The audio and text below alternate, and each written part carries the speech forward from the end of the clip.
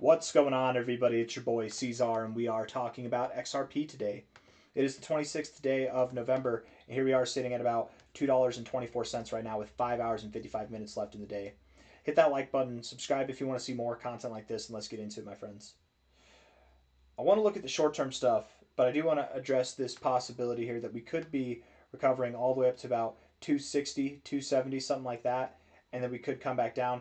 We might see some type of inverse head and shoulders pattern play out here. The only thing that's making me think we won't is that the volume is a little bit off for this. A lot of volume at the lows. We love to see it. A lot of volume there at the lows. Typically, that implies that there's some buying going on. Or, if we're at the lows and there's not a lot of volume. I mean, here, a lot of volume. That was the low, right? Sometimes you're at a low point, there's not a lot of volume, and that implies there's just no selling pressure or buying pressure there, so things revert back to the mean, whatever. Volume is kind of tricky, but beyond getting caught up in the details, here we are at 223 right now. Let's look at the short-term stuff. We'll look at the 1 hour time frame and zoom out from there. I do believe that XRP has found a bottom, but it's important to be open-minded to the idea that we could see a slightly lower low, because I do expect that Bitcoin, while it might move up, maybe we do move up to 100K, maybe we even move above 100K, I'm expecting that Bitcoin will kind of be stagnant, more or less, for the next 30 to 60 days. I'm very convinced that we don't see too much life in Bitcoin for the next 30 to 60 days. Every pump will get dumped into, every dump will get pumped into. We could find lower lows over the next 30 days with Bitcoin, but just slightly. And with that, perhaps XRP could too find lower lows. Okay, so I am pretty convinced this is the low, but just be open-minded. Okay, if we go lower, not financial advice, not a financial advisor, XRP is likely not broken. In fact, that's likely the low. As soon as we go below this low, that's it right there.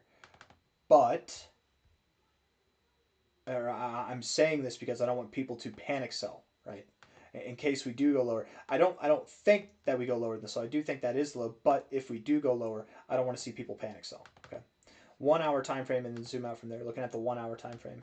We're building some volume, looking good, building volume as you're breaking out of your trend, right? You can see here you moved up. You had some volume come in. That's nice on your move up. Volume dies, and what do? You consolidate. Consolidate. Volume starts to pick up, and you make your move. You're breaking out. Yeah, we're going to go higher. Absolutely, XRP, you're going to be moving higher. Looking at this on the 1 hour RSI, getting overbought consistently, not getting oversold at all. We love to see it. Higher lows and higher highs in the RSI, beautiful. Looking good, breaking out of your downtrend here. It looks awesome. I mean, you really look like you're breaking out, moving higher. The MACD is finding support at the 0, perfect, and the stochastics are bullish as well. All good things. Looking at the 4 hour time frame, this does somewhat resemble like a bull flag, but I don't know if I would go with that, right? Where's the flagpole? Do we measure it here, and then this is the bull flag? What about these moments? I don't think that's appropriate. Is it here? Is this the bull flag? It's kind of a big flag, but maybe it is. If it is the bull flag, then we take this low here to the high of the pattern, and then we put it at the low of the flag itself, and that should take us to about $2.40. And maybe that's all we get. It's a measure move. Sometimes you fall short of your measure move. Sometimes you exceed your measure move, but oftentimes you do stop somewhere right around there. Maybe that's all we get, but I wouldn't be surprised at all if this next move was even larger than what our last move was. Something, nonetheless, that takes us around 240 or higher, okay? And we could move up, and maybe then we get a more substantial consolidation phase over the weekend, and then we pump higher. I don't know. Maybe we move up, we consolidate a little bit just like we have here, and then we keep moving up. However it looks, we can keep doing this little upward stair-stepping behavior if we need to. 4 hour RSI looks very bullish, bouncing off the same areas that you found support off before, but where you found resistance before. Love to see it. Getting overbought, not getting oversold. You have lower lows in the RSI, technically, right? Oops. Just slightly lower lows. With higher lows in the price, it's hidden bullish divergence. Same thing in the stochastics. You bounce right off the 50, perfect area to bounce. Same thing in the MACD. You look so good. You're touching, your oscillators came down and touched, and that, look at here, you touched here, but to the downside, that's bearish. You touched here, that's bearish. You touched here, that's bullish. You see on these trends, when you're moving higher, these touch points are actually moments where you do consider that you would grow, right? Here, the MACD touched right here. What do we do? Boom, we popped. It came close to touching right here, and then boom, then we moved up, right? Here you touched, and what happened? We dropped fantastically. So it's just, it makes sense that we're seeing this kind of candle here. And I would think that it pushes us into the overbought zone with the RSI. Therefore, I think that we go higher. 240 or more. By the time most of you watch this, we'll probably already be there, unfortunately. It's not that far away, but I wouldn't be surprised. 240 seems kind of like an odd area to stop. It would make more sense to go up to like 252 or 270. Things don't have to make sense, but but I would think, something up around there, 250, 270, at least above 240 today.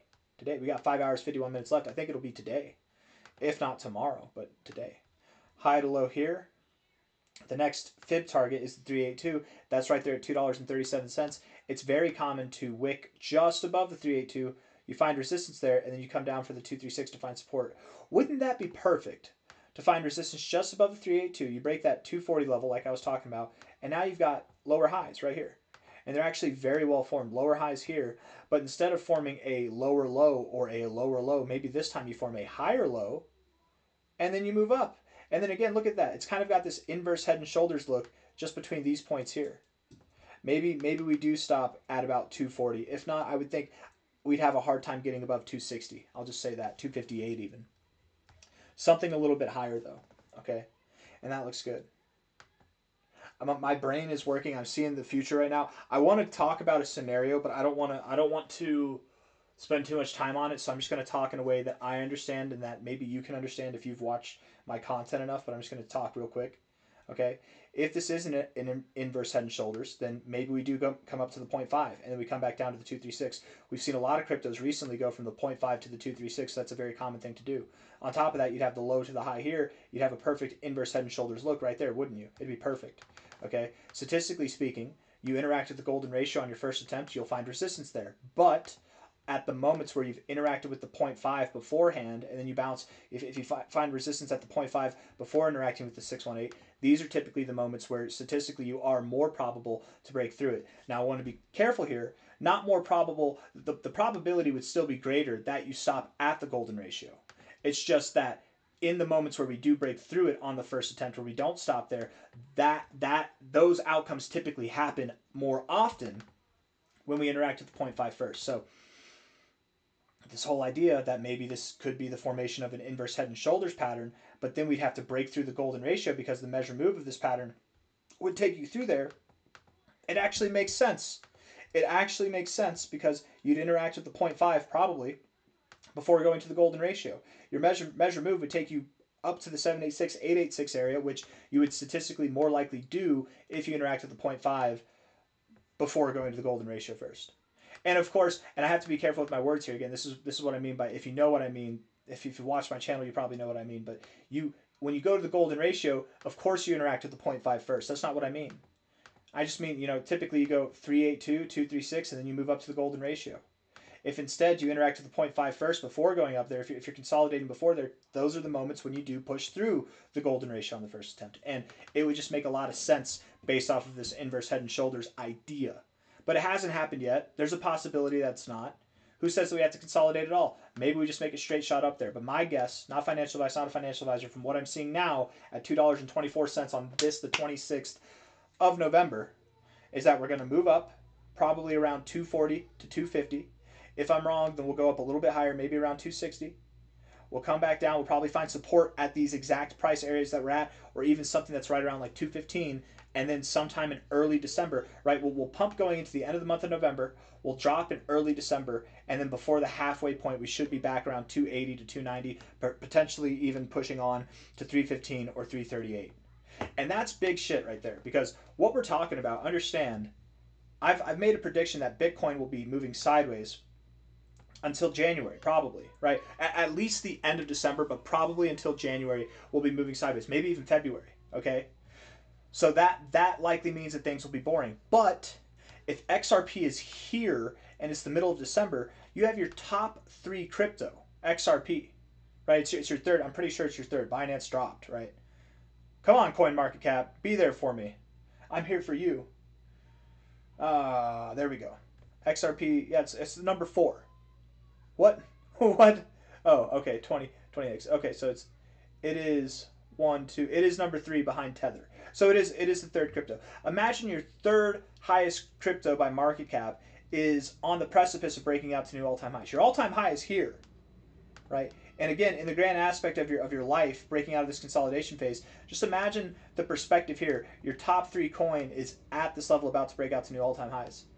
I can't imagine that we're going to have a boring time in the altcoin markets. XRP might lead the way. XRP and Ethereum probably together might lead the way for a prosperous end of year going for altcoins.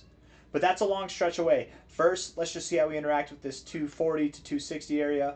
Let's see how we react with the bounce, and then we'll go from there. But just an interesting thought, because if I'm right and the timing of this lines up the way that I think it does, if XRP is moving up here before Christmas, altcoins might have an interesting end of year where Bitcoin might be more boring. That's all I'm trying to say.